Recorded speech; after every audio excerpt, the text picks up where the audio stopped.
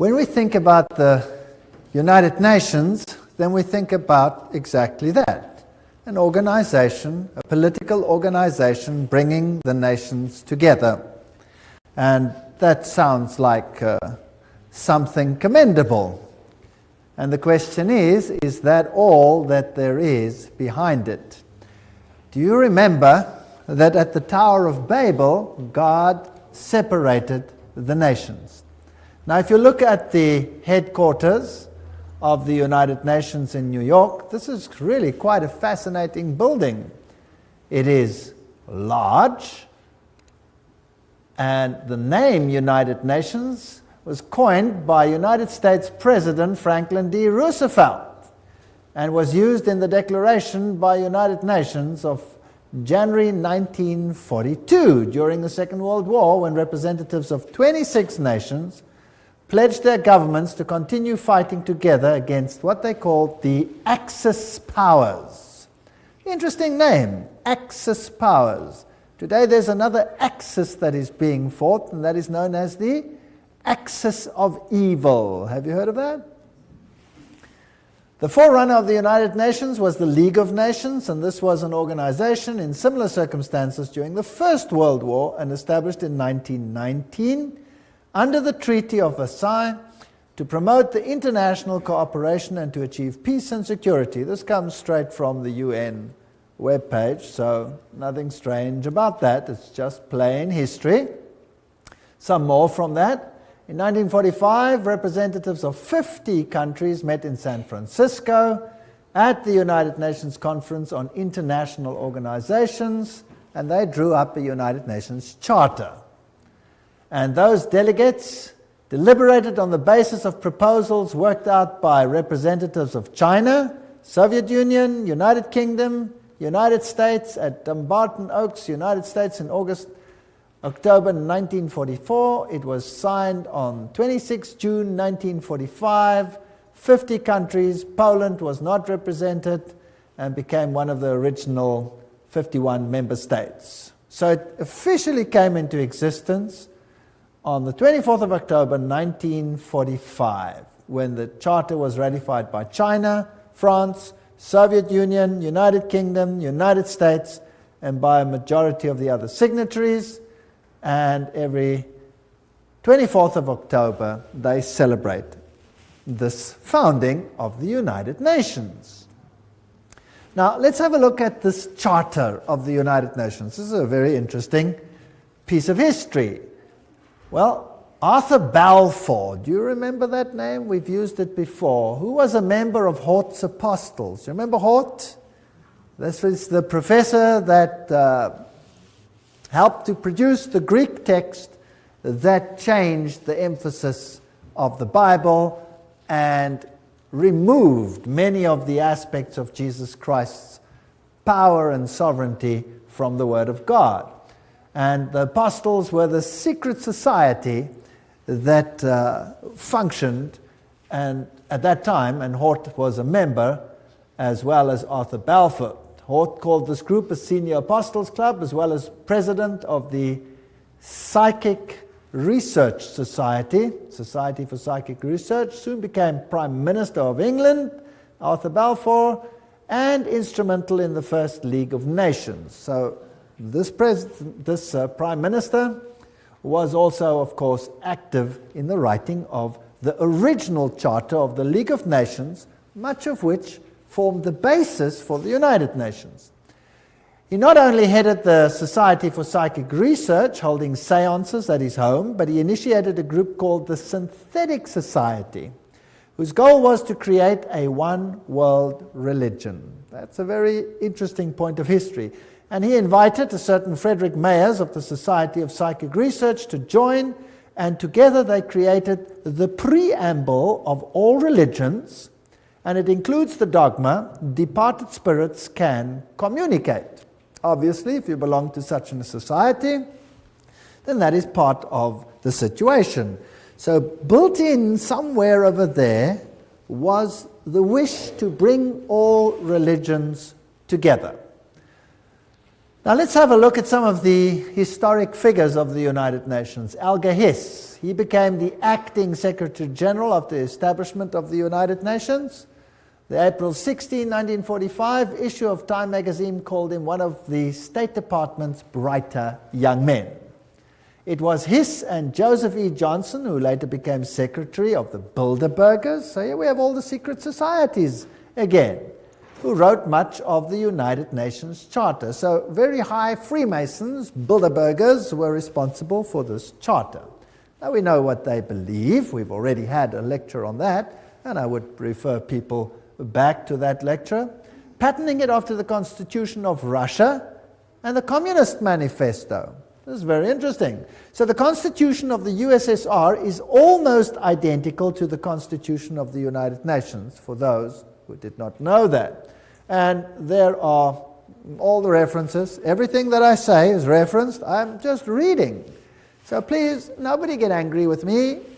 Get angry if you want to with whoever set this thing up. I had nothing to do with it. Winston Churchill, the creation of an authoritative world order is the ultimate aim towards which we must strive, and the United Nations formed part of that. Charles de Gaulle, who was also instrumental, nations must unite in a world government or perish.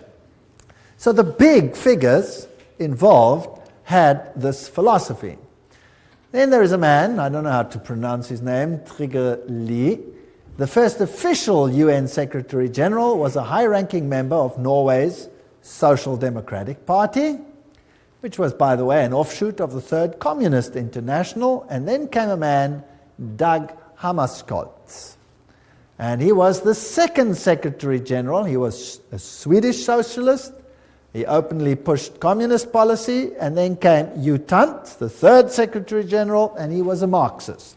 So here you can see how the philosophy in the beginning was programmed. Now, I would like you to understand that this is not a method to go anti-capitalist, because the United States was a signatory of this charter. So why would the United States actually sign something that was so obviously contrary to their own philosophy? Well, if you remember the Hegelian principle, where two opposing viewpoints are set into the world, and neither of them is really the viewpoint you want to achieve, what you really want to achieve is a synthesis between the two. So what you see actually is you see socialists in the overriding capacity of Secretary Generals, although whether they have Marxist leanings or capitalist leanings at that level doesn't make any difference.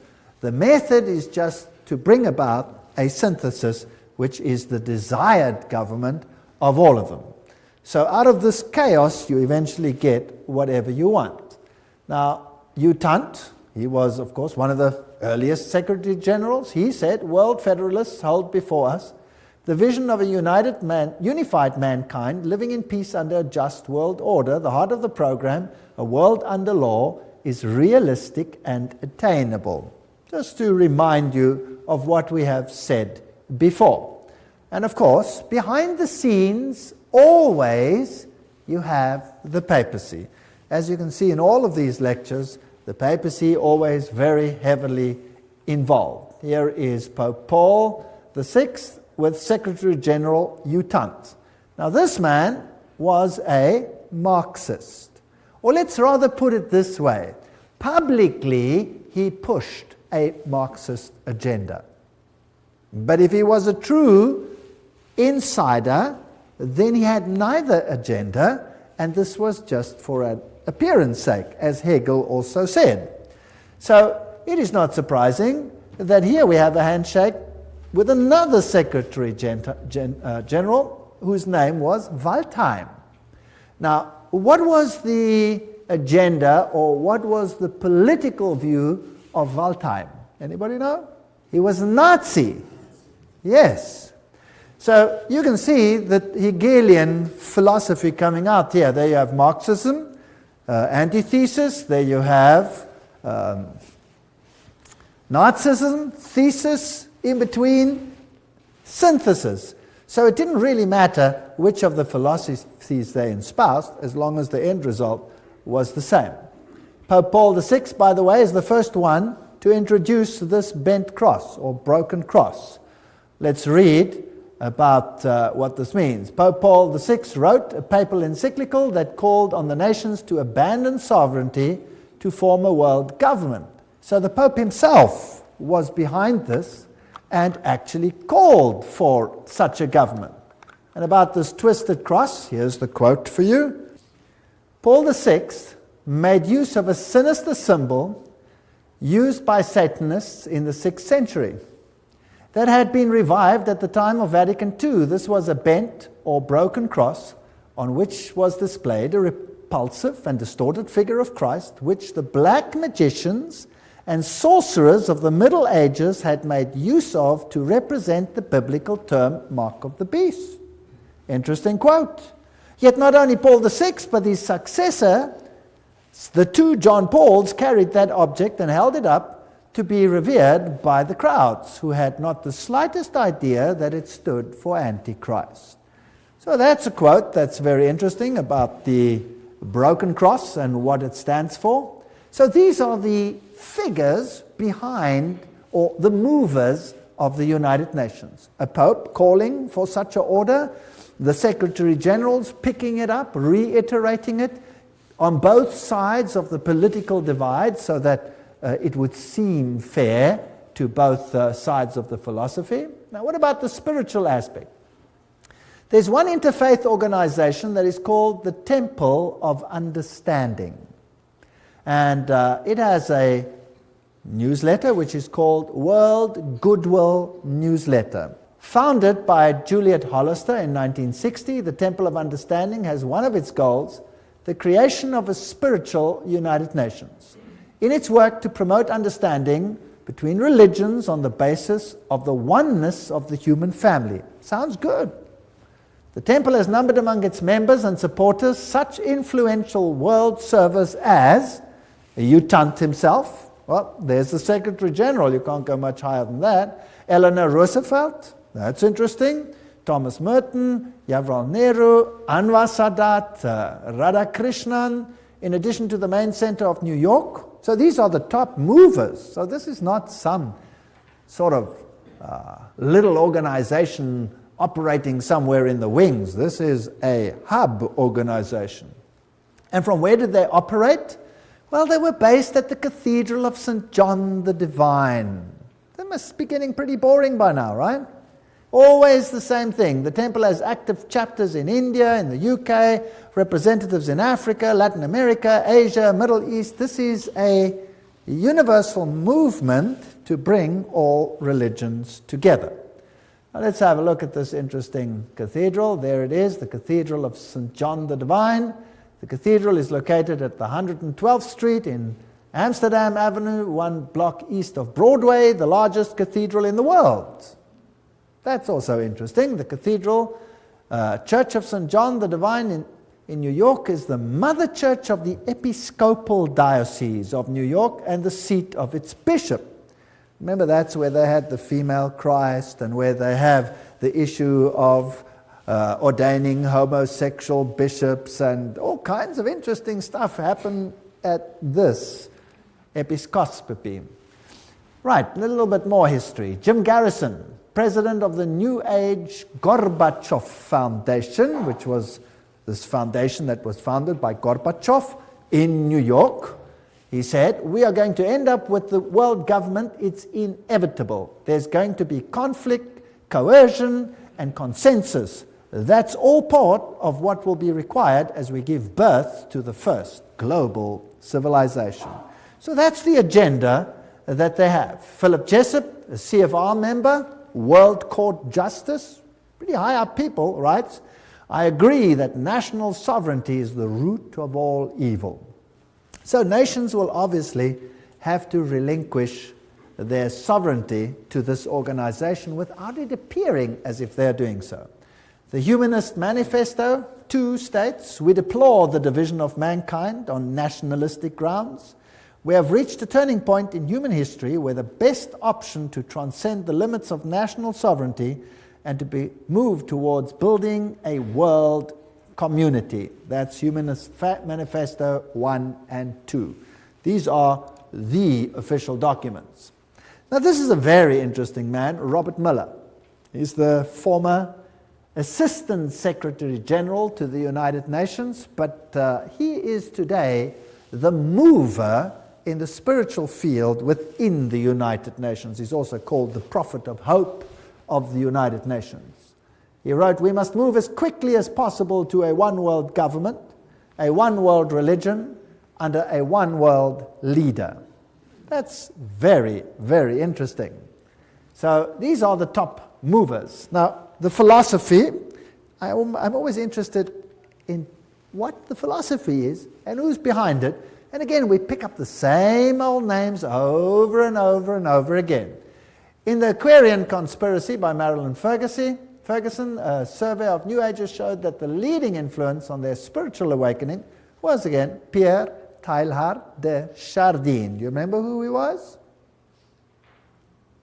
Jesuit priest. You see, they have Catholicism, the Jesuits, the top movers in the United Nations. Now, what did Robert Miller, the former Assistant Secretary General, have to say? He wrote, "Teilhard de Chardin had always viewed the United Nations as the progressive institutional embodiment of his philosophy." Now, there is a Secretary General saying, or Under Secretary General saying, that the United Nations embodies the philosophy of Teilhard de Chardin. Now, what did Teilhard say? I've mentioned some of his philosophy. We'll look in a little bit more detail again. Teilhard wrote, "Although the form is not yet discernible, mankind tomorrow will awaken to a pan-organized world." Pan-organized world. Well, okay, what else do you have to say? Teilhard de Chardin influenced his companion, Father de Brevry, who inspired colleagues who started rich process of global and long-term thinking in the United Nations, which affected many nations and people around the world.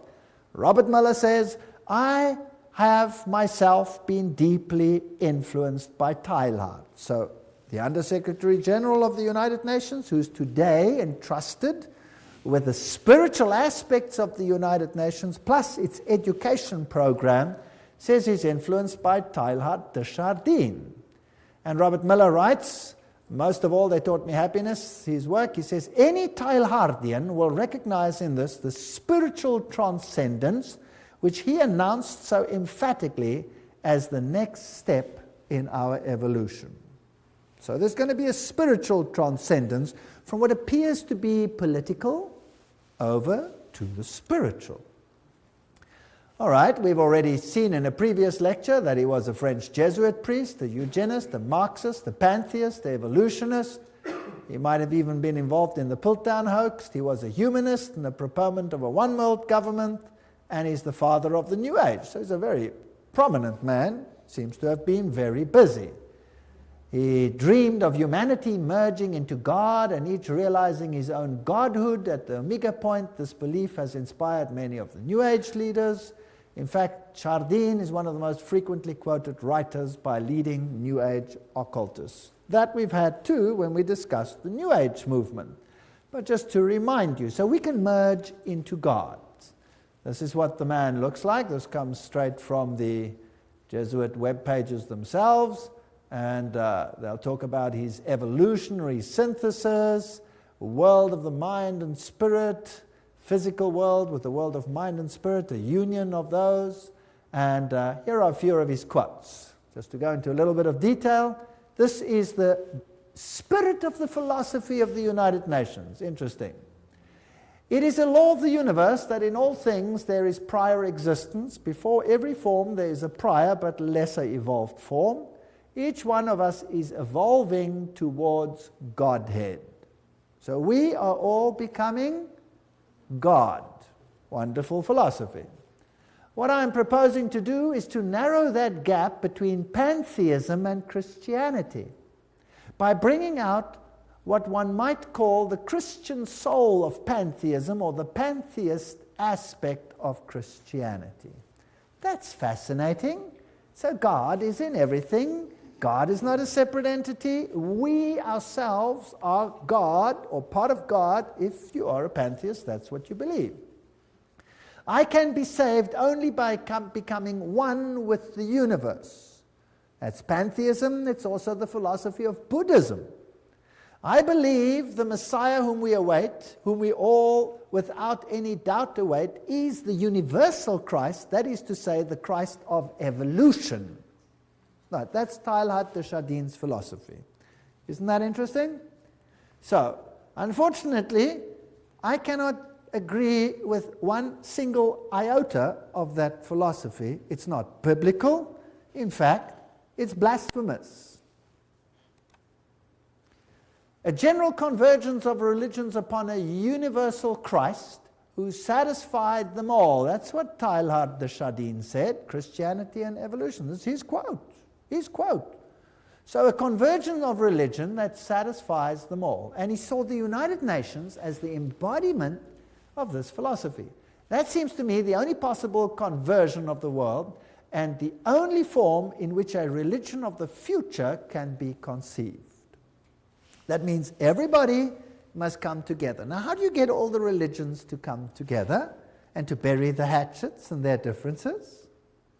You create a pain of separation, chaos, that exceeds the pain of unity.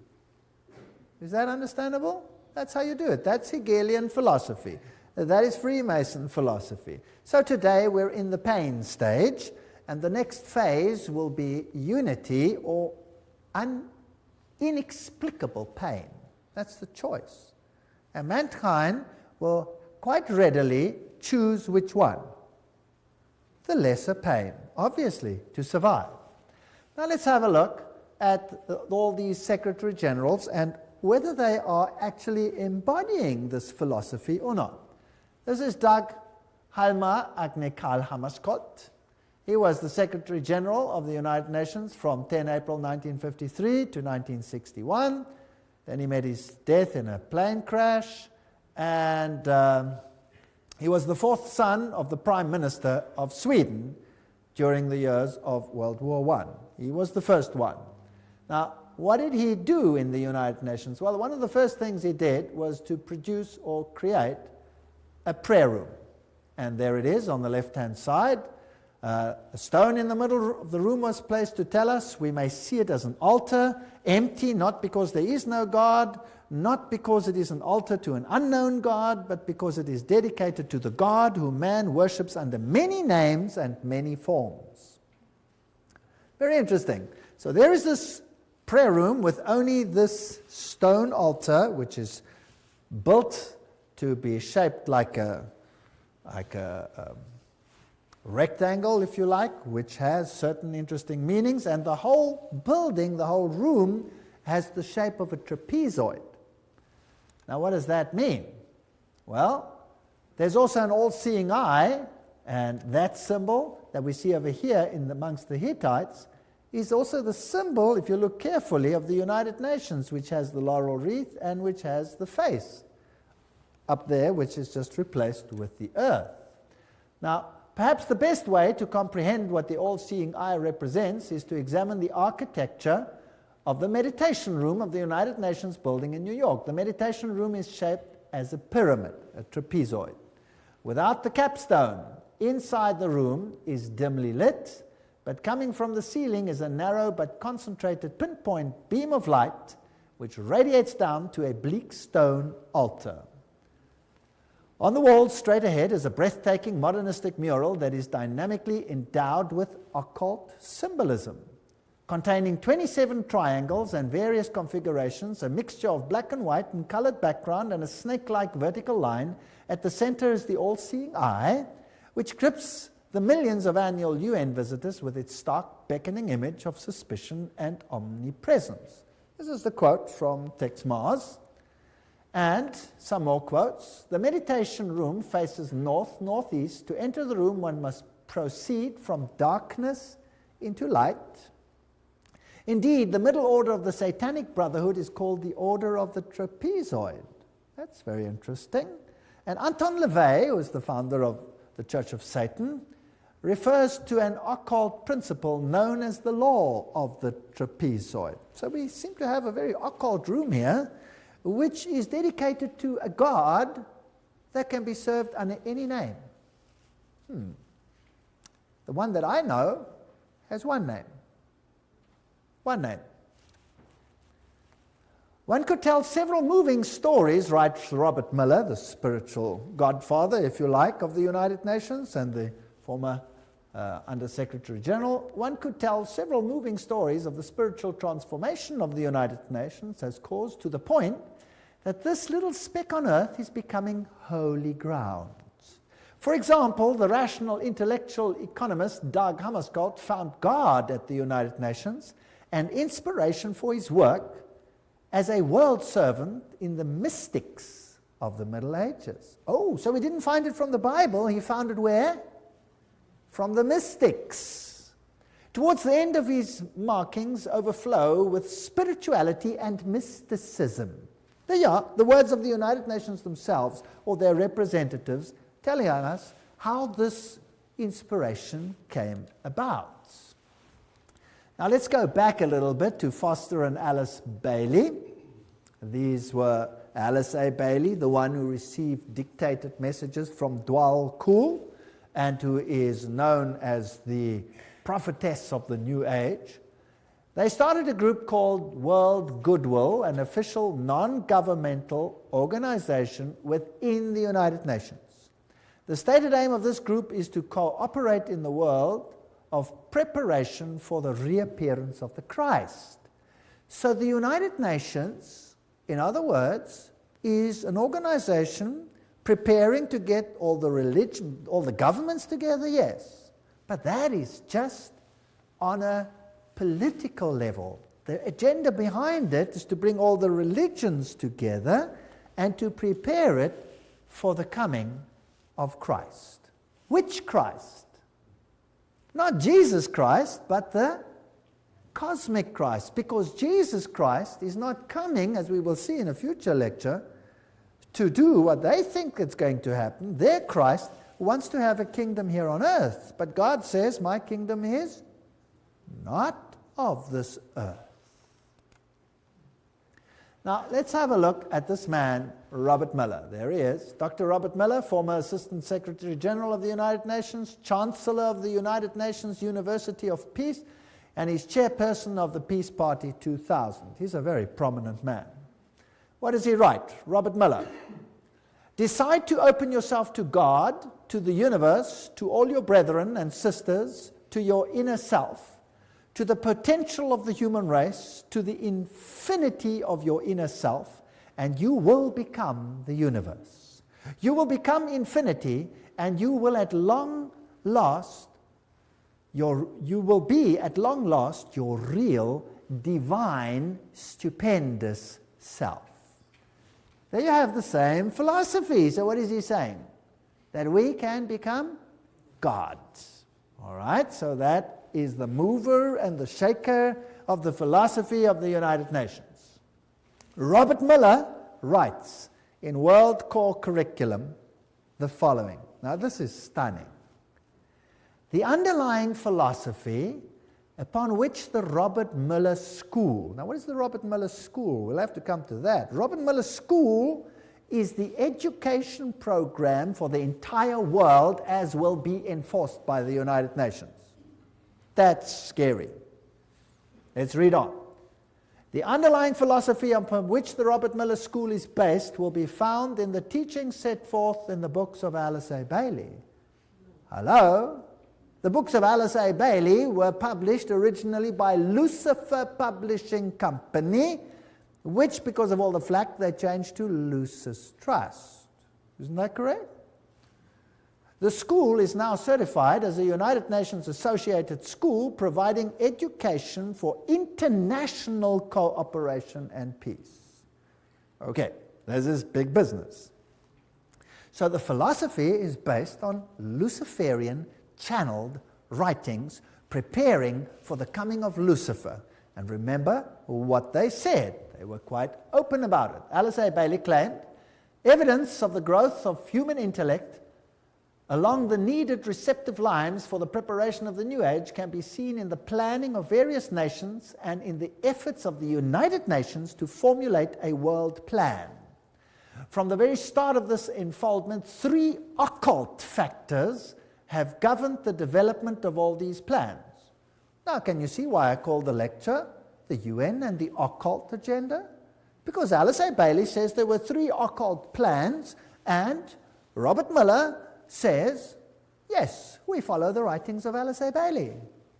She did not spell them out, but she did state, within the United Nations is a germ and seed of a great international and meditating reflective group, a group of thinking and informed men and women in whose hands lies the destiny of humanity. Ooh. This is largely under the control of many fourth-ray disciples, if you could but realize it, and their point of meditative focus is the intuitional or Buddhic plane, the plane upon which all hierarchical activity is today to be found. That's about as occult as you can get. What she is saying is that the inner core of the United Nations is controlled by people who are under the control of Lucifer. That's what she's saying. She's saying it's demonic. And it's out of her words, not mine. I'm just reading. That's what's such fun about all of this. Helena Petrovna Blavatsky, founder of Theosophy. She was the forerunner, of course, of the Bailey books. And Theosophy was then taken over by Annie Ward Besant over here, and then taken over by Alice A. Bailey. And here is the great invocation that has to be read and learnt by every child in the future. From the point of light within the mind of God, let light stream forth into the minds of men, let light descend on earth. From the point of love within the heart of God, let love stream forth into the hearts of men. May Christ return to earth. But this Christ is not Jesus Christ. From the center where the will of God is known, let purpose guide the little wills of men. Oh, how neat. It's so derogatory. The purpose which the masters know and serve. What arrogance. From the center which we call the race of men, let the plan of love and light work out, and may it seal the door where evil dwells. This is interesting. Which door is to be sealed where evil dwells? Well, if you know occult science, you'll know that they call light darkness and darkness light, and they say that Jesus is the evil one. We read all those quotes when we did the lecture on that issue. May it seal the door where evil dwells. Let light and love and power restore the plan on earth. Restore what plan? Restore whose plan? And who made it so that it is not restored? Well, who separated the nations? God separated the nations. What is the focus of the United Nations to? Unite the nations. So they want to restore that which the, in inverted commas, evil one happened to mess up with one brilliant move of confusing the languages. Well, just goes to show, one word of God and he's confused for 4,500 years. Who's really in control here? Well, here's Annie Besant in her 33-degree Freemason regalia. Co-Masonry, you remember we dealt with this issue. The Theosophy textbook teaches immortality, reincarnation, the deity of man. Statements by this Dwalkul, who also inspired Alice A. Bailey. He says, talks about Alice A. Bailey, know me still by another name and office, AAB. Alice A. Bailey knows who I am and recognizes me by 2 of my names. Now that's interesting because there are 2 names, and we will see the 2 names in a future lecture, what the names are, and then it gets very interesting. This is a detective story. It's a very exciting one. Well, the Bible says that they are spirits of demons, working miracles which go forth to the kings of the earth and to the whole world to gather them to the battle of that great day of God Almighty. Revelation 16:14. Remember that?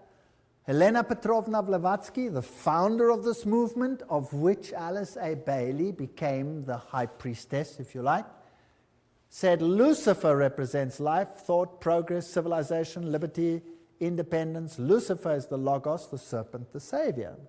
It is Satan who is the God of our planet and the only one. Then she talks about the Virgin, who is Satan and Lucifer at the same time, and the Holy Ghost, all wrapped in one. So whether you call him Isis or whether you call him Osiris, doesn't matter. Whether you call him Baal and Ashtoreth, doesn't matter. Two names. He always comes under two names, two principles. Alice A. Bailey, she succeeded Besant as leader of Theosophy. Her husband was a 32-degree Freemason and also, of course, part of co-Masonry. There she is, priestess and prophetess of the New Age movement, who received these messages from this spirit entity, which has to be a demon, Dwal Kor. Her writings, as we have said, were one of two women to be one of the most prolific writers of modern times. Her main aim, the problems of humanity, getting all humanity together again, and preparing the world for the coming of Christ. And we have read this quote already. I dedicate myself anew to the service of the coming One. One is an acronym in the occult for Lucifer.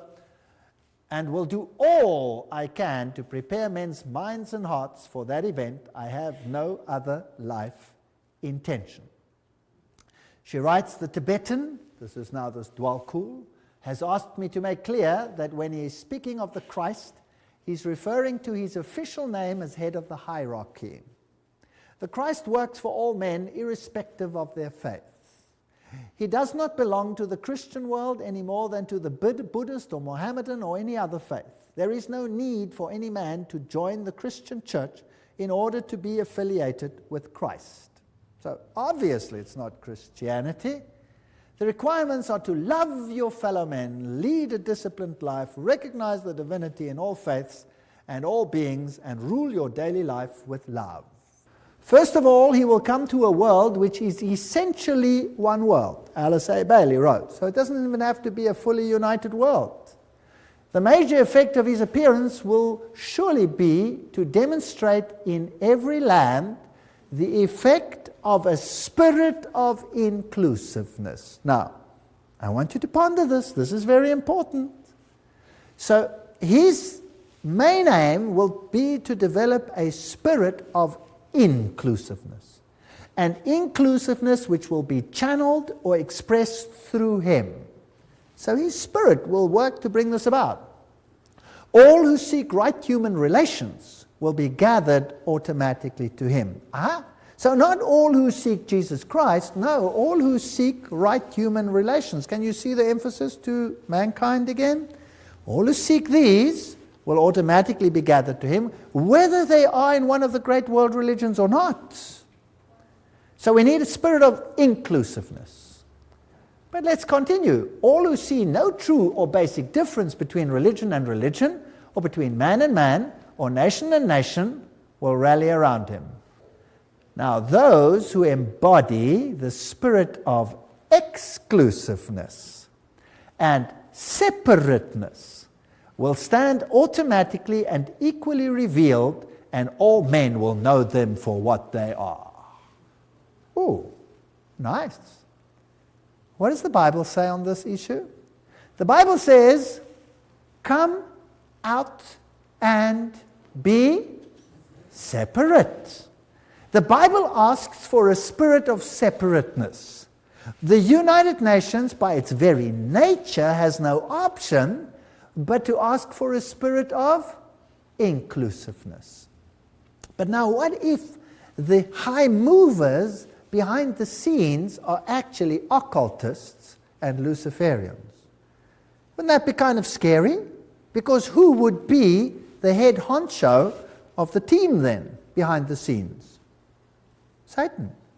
Satan would be the head honcho. He would be the main guy. Now the trouble is, this difference. Those who say come out and be separate, they're going to be in trouble. Those who say, well, let's be inclusive, they'll be okay. The reply comes with clarity. He will come unfailingly when a measure of peace has been restored. We don't have to have world peace, just a measure of peace. Alice A. Bailey continues, the major required preparation for the coming of the Christ is a world at peace. However, that peace must be based on an educated goodwill, which will lead inevitably to right human relations, and therefore to the establishments on lines of light between nation and nation, religion and religion, group and group, man and man.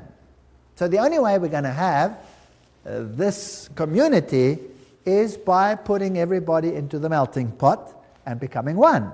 That means giving up your differences. Discover the members of the new group of world service whenever possible and strengthen their hands. Look for them in every nation and expressing many lines of thoughts and points of view. Remember always that in doctrine and dogma and in techniques and methods they may differ widely from you, but in love for their fellow man, that has become the religion of the new world. Not love for God, love for the fellow man. In practical goodwill and in devotion to the establishment of right human relations, they stand with you. They are your equals and can probably teach you much. So forget all about the religious differences. Promote ceaselessly the work of world goodwill so that every nation may have its own group of men and women dedicated to the establishment of right human relationships. The whole power has to shift to man rather than to God. It is on the foundation of this teaching that Christ will raise the superstructure of the brotherhood of man for right human relations on expression of the love of God. And this is all we hear in the sermonizing of the New World. What is important is right human relations. What is important is that we accept one another as we are. And it goes on and on and on and on. But faithfulness to God, biblical principles, no, they have to be given up. Share International says, but the day will dawn when the vision of the United Nations will save the world, and when the reality of the United Nations starts bearing fruit, then the breath of immortality will be a living reality on earth. And there is the spiritual leader of or the present priest, if you like, in the United Nations, the Hindu Sri Chinmoy. He says the United Nations is the way to oneness that leads to the supreme oneness, capitalized. It is like a river flowing towards the source, the ultimate source. And the United Nations becomes for us the answer to world suffering, world darkness, world ignorance. The inner vision of the United Nations is the gift supreme. And this will be realized no matter how many years it takes. The Dalai Lama says, in the sphere of international relations, the sense of greater shared responsibility is particularly needed. Today, when the world is becoming increasingly interdependent, the dangers of irresponsible behavior have dramatically increased. Unless we realize that we now are part of one big human family, we cannot hope to bring about peace and happiness. So all the world leaders are saying these things. And the United Nations, with its symbolism of this ancient laurel wreath around a globe, is nothing other than the emulation of an old pagan ideal, which Lucifer once more wants to realize in the world that we live in today. As we have seen, the symbol of the United Nations is very similar to the old Hittite symbol, where you had in the center the face of the sun god, and now you just have a web, if you like, a spider's web, which is a symbol of Lucifer, and the encompassing earth. And of course, the laurel wreath was a symbol of all the ancient deities. So we find all for one, all together now, we are the world, was the 50th celebration of the United Nations. The New Age agenda was to merge God and nature. That's what Teilhard de Chardin, the father of the philosophy of the UN, said. We must become pantheistic, eradicate male-female distinction, world peace, nuclear disarmament, one world government, one world religion. The organizations leading up to this, the United Nations, of course, Council of Foreign Relations, Trilateral Commission, Bilderbergers, Gorbachev Foundation, and the Club of Rome. And they've already put up a constitution which is known as the Constitution for the Federation of Earth. So we already have a world constitution. Now, obviously, if you want to bring about a situation like that, you have to influence the education of the world so that the mindset and the thinking of people is changed. So education is a very important point. This comes straight from their own web pages. Wow, you cannot say this is hearsay. It comes straight from them, unol.org. The world will not change and find peace if there is not a new education. U Thant, former Secretary General of the United Nations. We need a new education. The old one's no good. The former director of the World Health Organization, Dr. Brock Chisholm, of course that's also a United Nations organization, says, to achieve world government, it is necessary to remove from the minds of men their individualism. That's kind of scary, don't you think? Loyalty to family traditions. Oh, that's even worse. National patriotism and religion's dogmas. Now, these are the movers of the United Nations. Your individualism must go. You must become a number. Just doing what the state says. This is Marxism. The state is supreme and you are nothing but the catechumen, a goyim, or nothing. And you must give up your individuality. Now let's have a look again at this man, Robert Miller, philosopher, prophet of hope, top-level global statesman, and what a mighty man. He's the Chancellor of the University of Peace, created by the United Nations. He is the creator of what is known as the World Core Curriculum. That says everything. And is known throughout the world as the father of global education. There are 29 Robert Miller schools around the world, more being established each year. World Core Curriculum earned him the UNESCO Peace Prize in 1989. He has recently drawn up a framework for world media coverage. What you see on your television is what you're supposed to see, not what you should see. As a public service as well as a framework for planetary and cosmic consciousness. Wow, so your mindset, your cultural mindset must be changed, your framework for the arts and culture. These are occultists speaking. After all, he said so himself. He says he follows Alice A. Bailey. He's the author of the World Core Curriculum. What does that do? Everything is a quote. Steer our children towards global citizenship, earth-centered beliefs, socialist values, the collective mindset, which is becoming a requirement of the 20th century workforce. Your children will have to be modified. We are living in a frightening world. Robert Miller, what does he write about a World Core Curriculum? He says a World Core Curriculum might seem utopian today, but by the end of the year 2000, have we passed that? Yes. It will be down-to-earth daily reality in, what does it say there? All the schools of the world. Now, believe you me, I have been in the education system. I officially left the education system 1 month ago. And what I have seen in the last few years, the changes are hair-raising. Hair-raising. If that is what is awaiting us, then God help this world. We've already seen, he says, the philosophy is based on Alice A. Bailey. And World Core Curriculum, this is unol.org, that is their own one. What is their teaching? Our planetary home, place in the universe, our place in time, that's all the evolution stories. The family of humanity, that's global humanity, the miracle of individual life, and the coordinating centers of the world, where they all are, the Robert Miller Schools International. What do they teach? Well, they have, for example, the Shaman Institute, and they have all these nice, interesting occult signs for all the things that they stand for. Eleusis, the all-seeing eyes, humanistic psychology. This is one of the Robert Miller School's teaching points. Here is Franco, a shamanic facilitator, astrology, sacred circle operator, author of Initiation and Astro-Shamanism. He talks to inner guides. What else? He says the workshop offers practical tools for journeying into ecstatic dimensions, beyond conventional time. He says the program includes shamanic journeys, drumming, ceremonial sharing, soul retrieving, connection with guides and spirits. This is spiritism of the worst kind. This is forbidden in the Bible. No wonder the Bible is not part of this organization's book. Robert Miller says, at the world level, the UN has adopted a world economic development strategy. Food, agriculture, there's a world food plan, a world health plan, a world literacy plan, a world employment plan, a world industry plan. They've got every single detail of our lives sewn up. Now, another organization that's very important is UNESCO.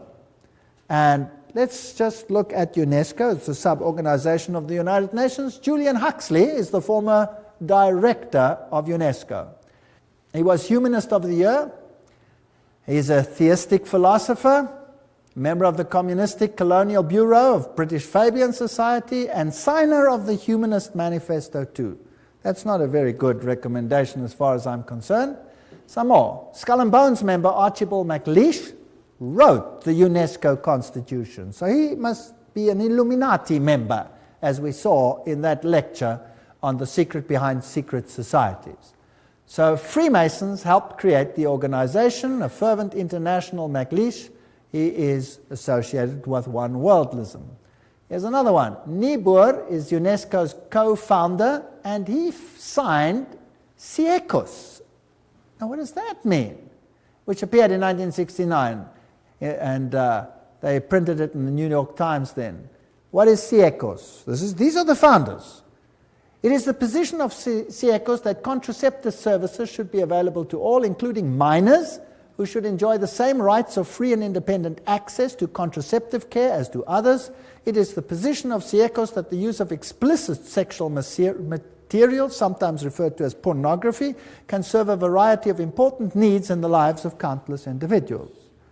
These are nice people up there in the United Nations. No wonder now it is forced curriculum at even junior schools to have explicit sexual details explained, all in the names of preventing sexual diseases, with the most strange and lewd acts which have to be performed. In fact, our universities are granting honorary doctorates to those who are the most perverse on the stage. Yes. Huxley, who was the initial chairman, in its educational program can stress the ultimate need for world political unity, familiarize all people with the implications of transfer of full sovereignty, and etc., etc. So these people are all birds of a feather. UNESCO explains, if UNESCO is attacked on the grounds that it is helping to prepare the world's people for world government, then it is an error to burst forth with apologetic statements and denials. Let us face it, the job of UNESCO is to help create and promote the elements of world citizenship. When faced with such a charge, let us by all means affirm it from the housetops. That's what UNESCO says itself. So they're not denying anything. Under Huxley's guidance, they prepared a guidebook for teachers. Now, I would like the parents to take a note. Everybody with little children, or have children with little children, take note. What is the United Nations Guidebook for Teachers? It says, reminds them that the destruction of a child's love of country and patriotism is the first step in educating that child for world citizenship. Now let's have a look at what the guidebook contains. Volume 5, page, on the opening page. In the classroom with children under 13 years of age, before the child enters school, his mind has already been profoundly marked, often injuriously by earlier influences, first gained, however dimly, in the home. Oh, that's interesting. So this must be changed. Who is putting these thoughts into the minds of children then? The parents. That must be changed. So UNESCO's aim is to change the mindset of your children, to turn it against any values that the parents might instill in the mind of that child. Isn't that breaking the fifth commandment, yes or no? Honor your father and your mother that you may have a long life. Isn't this breaking the fifth commandment? I think it is. On page 8, the teacher is told, the kindergarten or infant school has a significant part to play in the child's education. Not only can it correct many of the errors of home training, but it can also prepare the child for membership at about age 7 in a group of his own age and habits, the first of many such social identifications that he must achieve on his way to membership in a world society. Aha, the kindergarten. So now, the governments of the world are saying, you must send your kids to school earlier. Did you know that? That the governments are beginning to say that? And England now passed a rule when? This year. This very year. Guess when kids go to school from this year onwards in England? Age 3. Yes, age 3. You have to send them to preschool. That's nice. And the mothers love it because they don't have to take care of the kids. But who's controlling the mindset of the kids? And who's behind it? Occultists. Page 58 of the guidebook to teachers says, as we have pointed out, it is frequently the family that infects the child with extreme nationalism. The school should therefore use the means described earlier to combat family attitudes. Now, nationalism is not their ultimate game. What is their real game? Religion. Religion. Volume 5, page 11. In our view, history and geography should be taught at this age at a universal history and geography. The study of history raises problems of value which are better postponed until the pupil is freed from nationalist prejudice, which is present surrounds the teaching of history. So the whole mindset of the child must be changed in the teaching program, and this is UNESCO's aim. Not a very, well, noble aim, I don't think, because the authority of religion and parents, especially Christian religion, will be undermined. Now another organization comes in, this is called the Finhorn organization, and they promote ecological health and prosperity. Have you heard much about ecology in the world today? Yes. Now again, we have to find the links. You always have to do some detective work. Because Francis, this is Francis of Assisi, connected with nature, Pope John Paul II named him the patron saint of ecology. Now, St. Francis was the roommate of Ignatius Loyola, the Jesuit founder, just for interest's sake. It is on St. Francis Day that thousands of people flock to St. John the Divine, oh, how boring, Cathedral for the blessing of the beasts. Also, occultist Robert Miller, that's now the Under-Secretary General of the United Nations, former one, informs us that Francis has been declared patron saint of the United Nations. The Pope does it, United Nations follows. Who's really in control? The Pope. And there he is. If you want to, you can pray to him. If you don't want to, you can ignore it. The UN Secretary General Youth Hunt formed the organization Planetary Citizens with New Age activist Donald Keyes. Now we're getting the links.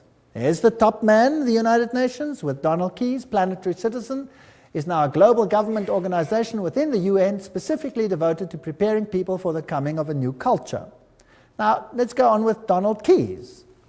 He's together with Youth Hunt. Donald Keyes has been actively involved in Finhorn. Have you got the link? United Nations, Secretary General Youth Hunt, Donald Keyes, Finhorn.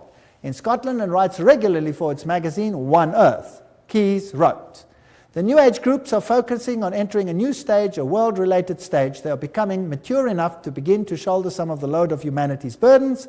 The spread of New Age values as unifying yeast in the human loaf may be the critical ingredient for successful emergence from the 1980s onwards. Now let's see what Finhorn is all about. Here we go. Their logo is the flame of Lucifer. They use occult symbols, they use the lotus flower, they talk about divinely ordinary, divinely human. So what are they saying? We're God, and God spoke to me. Now who's that God that speaks to them? Well, let's ask their spokesman. This is David Spangler. There's one of his books, Parent as Mystic, Mystic as Parent. So this is what your education is going to do to your kids. Do you know that? David Spangler, co-director, spokesperson for Finhorn community in northern Scotland. That's what he looks like today. Let's see what he says. He writes in the Reflections of Christ, the true light of Lucifer cannot be seen through sorrow, through darkness, through the rejection. The true light of this great being can only be recognized when one's own eyes can see with the light of the Christ, the light of the inner sun. Lucifer works within each one of us to bring us to wholeness. And as we move into the new age, which is the age of man's wholeness, they love that word, wholeness. Each of us in some way is brought to the point which are termed Luciferic initiation.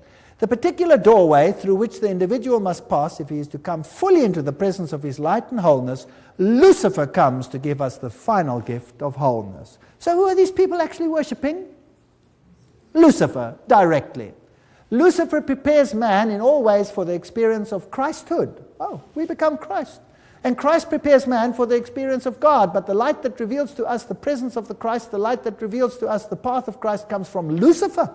He is the light giver. He is aptly named the morning star because it is his light that heralds for man the dawn of a greater consciousness. David Spangler.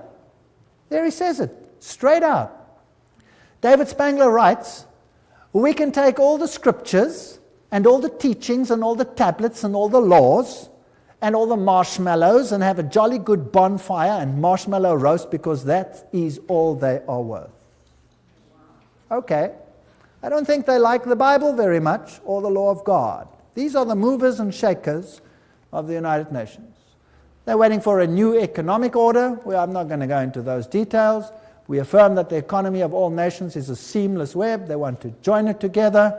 And a new international economic order. That's World Goodwill Commentary, all there by itself. We, the members of the United Nations, solemnly proclaim our united determination to work urgently for the establishment of a new economic international order. The whole world is going to be controlled at every single level by these people. A complete change in the world's financial and economic order is imperative. Benjamin Cream, spokesman for Maitreya. So, UN General Assembly says new international economic order. And so we have all these strange happenings. Buckminster Fuller says, don't give me any other job. Just let me be head of the World Food Authority and I'll have the whole world at my feet tomorrow. They're going to use food to create enough tension to make everyone accept this. Benjamin Cream also wrote, the industrialists, economists, administrators of great experience and achievement who with a hierarchy, that's a bunch of demons by the way, have worked out plans and blueprints which will solve the redistribution problems of the world when the political will is there to implement them. So that means when they start stealing from those who have and give it to all the others. Maitreya himself, this New Age Christ. The UN is the major hope of the world. In its interrelationships, we can see democracy writ large, the symbol for the expression of God's will that men call goodwill. With the advent of the Christ, this goodwill will bring all men and all nations into correct relationships and create the necessary circumstances for the expression of that synthesis which will be the outstanding keynote of the coming civilization. In this vast enterprise, the UN will play a major role. Remember Revelation 17? The 10 horns you saw are 10 kings who have not yet received a kingdom, but for 1 hour will receive authority as kings along with the beast. They have one purpose, to give their power and authority to the beast, and they will make war against the Lamb. 10 regions, according to Gary H. Carr, the Club of Rome divided the world into and wrote the new constitution. And we have this new civilization, and it was held at the Fairmont Hotel, Masonic Auditorium in San Francisco. Conference document says, we are experiencing the birth of a first global civilization, a historic, timely global initiative, 1995. And there it was, and they were ready for it. CIA, NATO, MI5, CRI, all of these have occult symbols in them, which we don't have to go into details. The Trilateral Commission, the 666, the 666 is in the Federal Reserve, SSS, that was the original 6th letter of the Greek alphabet, F is the 6th letter of our alphabet, this all spells 666. Now, what about these world religions? Now, this is the crux of the matter. And if we can concentrate on this issue tonight, this will be the hub of what is going to happen. Was it not inevitable that the UN would sooner or later also acquire a spiritual dimension? That's what Robert Miller says, the big man behind world education, world media, University of Peace, all of these things. Robert Miller writes, there's a famous poster which shows Christ knocking at the tall United Nations building, wanting to enter it. I often visualize in my mind another, even more accurate painting, that of a United Nations, which would be the body of Christ. Interesting.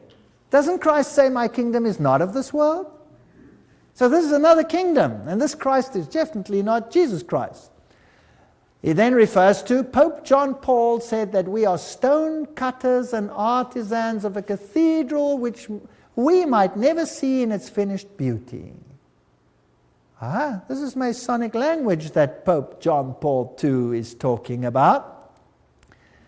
The tapestry of its work encompasses the total condition of humankind on this planet. All this is part of one of the most prodigious pages of evolution. It will require the detachment and objectivity of future historians to appraise fully what happened in the last third of our century and to understand the real significance of what the United Nations was. No human force will ever be able to destroy the United Nations. Very interesting. For the United Nations is not a mere building or a mere idea. It is not a man-made creation.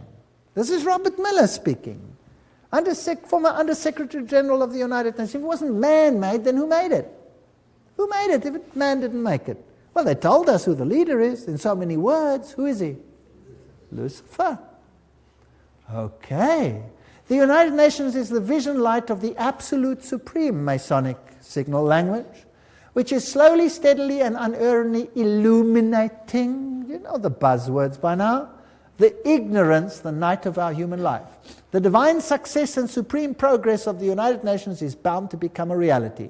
At his choice hour, the absolute supreme will ring his own victory bell here on earth through the loving and serving heart of the United Nations. Wow, this is a bomber. He's going to ring his victory bell. Thank you, Robert Miller. What else do you have to say on the issue? Decide to open yourself to the potential of the human race, to the infinity of your inner self, and you will become the universe at long last, your real divine self. That really puts it all in the picture. I'm more and more drawn to some of the very simple but extremely important teachings of the Christ and of all the great prophets and visionaries. I'm increasingly convinced that what they foresaw is the beginning to become a reality on the planet, and that humanity is transcending or metamorphosing itself into what those great dreamers and visionaries and prophets envisioned. We're changing. We're going to undergo a change. The world's major religions in the end all want the same thing. Do they? Even though they were born in different places, different circumstances, what the world needs today is a convergence of the different religions in the search and definition of the cosmic and divine laws which ought to regulate the behavior on this planet. Worldwide, spiritual ecumenism, expressed in new forms of religious cooperation institutions, would probably be closest to the hearts of the resurrected Christ. Thank you. Very interesting. Peace will be impossible, Robert Miller speaking, without the taming of fundamentalism. Through a united religion that professes faithfulness only to the global spirituality and the health of the planet. So fundamentalism has to be tamed. Let's start with Islam. Where do you think they will end? Certainly with Christianity. The New World religion must be based on those truths which have stood the test of the ages. They are steadily taking shape in human thinking, and for them the United Nations fights. My great personal dream, writes Robert Miller, is to get a tremendous alliance between all the major religions and the United Nations. Well, this is fascinating stuff. There will not be any dissociation between the universal church and the sacred lodge of all true Masons and the inner circle of the esoteric society. That said Alice A. Bailey. Robert Miller says that's their philosophy. So there you have it. Freemasonry, Luciferianism. This is the kingdom on earth. June 1995, an Interfaith Summit conference was held in San Francisco for the purpose of uniting the world's religions into a global organization the United Religions Organization, called UR. It will be an international, interreligious organization modeled after and affiliated with the United Nations, according to its literature, so it's Howard Dispatch Ministry. The URO launched its written charter in June 1997. The institution should be fully in place by June 2000, globally operational by June 2005. How far is that off? Oh, that's just around the corner. I get excited. Cooperating closely with the UN and its organizations to complement the UN's political, diplomatic, etc. The Interfaith Conference, Anglican Bishop William E. Swing issued the challenge for a new global civilization. He said, "We stand on the threshold of a new world order that may be defined either by an increasing polarization that fuels a spiral of escalating conflict and violence, or by growing global cooperation that calls the human race to work across national, ethnic, and religious boundaries to serve a larger global good." See where we're heading? Robert Miller, and this is very exciting, Dispatch magazine. "Do not worry if not all religions will join the United Religions Organization. Many nations did not join the UN at the beginning, but later regretted it and made every effort to join. It was the same with the European community. It will be the case with the world's religions, because whoever stays out or aloof will sooner or later regret it." Wow. Now, that's fascinating. Where are we going? Sooner or later regret it. This man over here is Joseph Reed. He's the Under-Secretary General of the United Nations currently. And here he's speaking at a huge convention of Seventh-day Adventists. And he's going to tell them exactly who is going to be in control. Let's listen to him. "I make this appeal because the United Nations is also your organization, our world organization, your United Nations. Delegates, please remember, the United Nations is the only machinery we have for collective cooperation among all nations. It is the only worldwide institution for furthering development. The United Nations is the only universal mechanism for protecting human rights. The United Nations is the only shared framework for strengthening international law. Delegates, the United Nations is not one of the luxuries of international life. The work of the United Nations is of vital importance for the betterment of life on our planet." That's very fascinating. The United Nations is also your organization. It is the only body for this, that, and the other. Now, that's not the speech he wrote. He read it for Kofi Annan, the Secretary General of the United Nations. Now, I have a problem. I don't want to be part of a Luciferian organization. I certainly don't want to be. That's just me, personally. The mystical tradition in the mainline denominations easily interact with those of the heathen religions of the world. Meditation practices, visualization techniques, breathing exercises are now being used to tap into spiritual realm, and such religious leaders as the Pope and the Dalai Lama are very much on the same plane. Discernment Newsletter, 1996. A religion to fit everyone. Goals of this one world religion, world goodwill, remember this is all UN-affiliated organizations, founded by the very highest level of people. The churches and the world religions should indicate the unity within all facets of truth, which will provide a universal platform, one to which all men everywhere could give allegiance. Such a platform should include the truth that all men are divine. Thank you. Can we do that? Yes or no? I hope not. The truth that evolution governs the growth of the human being. I don't believe in that either. Each individual is a god. All men are divine, and the belief in evolution, the fact of immortality and of eternal persistence, reincarnation, arising from man's essential divinity. The Bible clearly teaches us that there is no such thing as reincarnation, for it is appointed unto men once to die. These are all taken from direct quotes.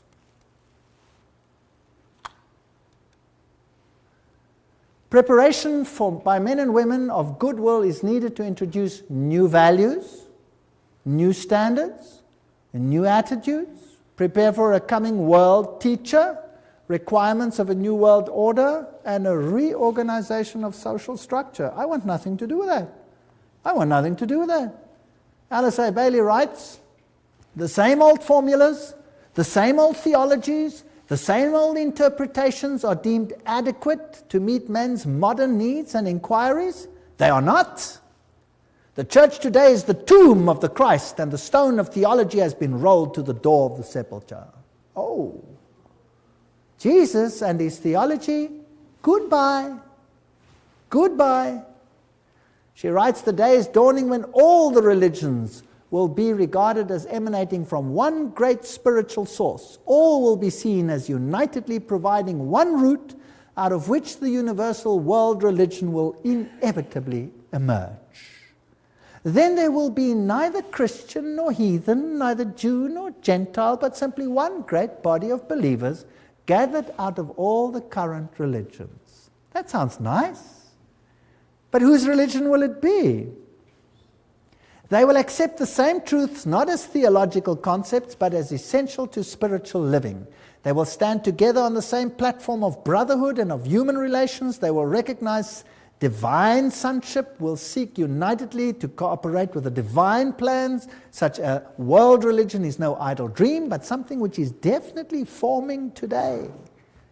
World Goodwill Letter, 1993, quoting it. These are United Nations organizations. So obviously, the world is going to move towards this unified platform, and there will be some who propagate a spirit of separateness. Is that correct? Can we see that emerging? And then there will be conflict. And Robert Miller says that those who do not want to go along with this will sooner or later come to regret it. So obviously we're heading for a clash. Miller also said, we must hope also that the Pope will come before the year 2000 to the United Nations, speak for all the religions and spiritualities on this planet, and give the world the religious view of how the third millennium should be a spiritual millennium, a millennium which will see the integration and harmony of humanity. Who must be the spokesman for this new world religion? The Pope. The plan is coming together. Revelation is unfolding. This is exactly what the Bible speaks about what will happen. Instead of becoming dejected and miserable, then lift up your heads and start smiling, because we're going home. This is exciting. The world's major religions must speed up dramatically their ecumenical movement and recognize the unity of their objectives and diversity of their cults. Religions must actively cooperate to bring to unprecedented heights a better understanding of the mysteries of life and of our place in the universe. My religion, right or wrong, and my nation, right or wrong, must be abandoned forever in the planetary age. You're not allowed to say Jesus is the only way. It must be abandoned forever. I'm sorry, I will not abandon it. I refuse. And then we had this wonderful meeting. The Pope actually did appear before the United Nations. And then they came together in this massive rehearsal at the United Nations, where they formed this new ecumenical initiative funded by Ted Turner. And the whole world is gathering into one new religious pot under the United Nations. And I saw one of the heads, as it were, wounded to death, and his deadly wound was healed, and all the world wondered after the beast. Revelation 13:3. Joshua 24:15. And if it seems evil unto you to serve the Lord, choose you this day whom you will serve, whether the gods which your forefathers served that were on the other side of the flood, or the gods of the Amorites in whose land you dwell. But as for me and my house, we will serve the Lord. That's the decisions we have to make. Those are the issues before us. And the sad thing is, I'm not making this up. I'm just reading it off the screen. I'm really not making this up. I wish I was, but I'm not. So we are actually facing a crisis situation. But in the lectures that are now coming, we will have to look at the other side of the coin. We've had enough of this side of the coin, don't you think? I'm sick to death of it already. Now let's have a look whether God has an answer to what Satan is planning. Now I had handed out another little card over here, and I've got a question on there. I'm beginning to see that the battle is not really political. Did you see that tonight? The battle is not really political, but religio-political. They want your allegiance and your mind. I see that the devil has it so set up that the whole world, and even if possible the very elect, are to be deceived and mesmerized by his devices. By God's grace, the second point, I do not want to be one of those that are deceived. I see that it is more than just being aware of the problem. I see that I will have to make a concerted effort to find truth and to become and remain undeceived. What is the only channel whereby we can find out the will of God? You tell me. The Bible.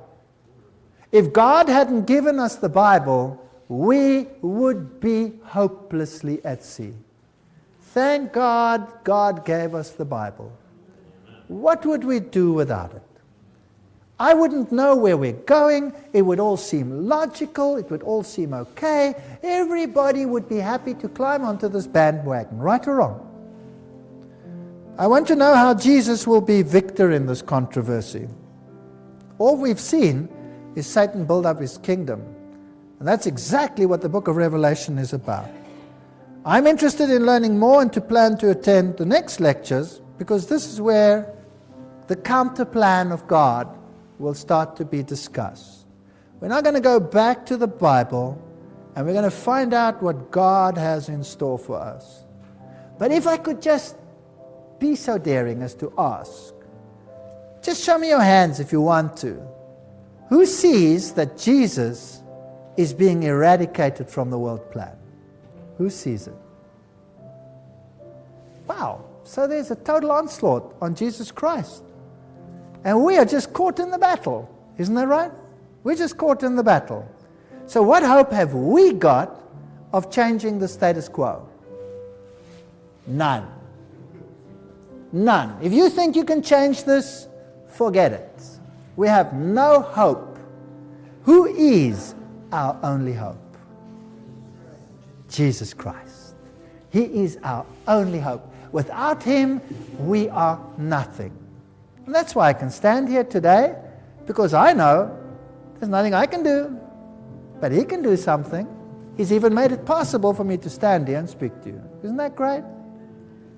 All things are possible. Do you know that I've given these lectures in a Masonic hall? Yes. All things are possible. Absolutely amazing.